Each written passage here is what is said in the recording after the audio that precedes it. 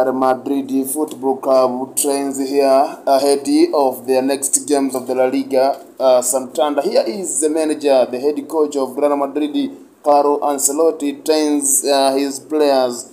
Real Madrid is just a club with a full of talented, full of the professional and experienced players. As you have seen, Lucas Modric is a clash and attacking the field. Of course, he is training to face the opponents in Liga Premier League. Of course, a lot of young and players are here now. Trains. You also looking for players including Kamavinga.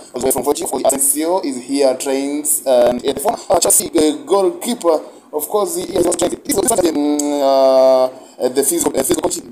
Also, he's just training. Also, he's a striker, one of the best striker, the Ballon d'Or winner, Karim Benzema, trains with his teammates, of course, and there's Vinicius the Junior.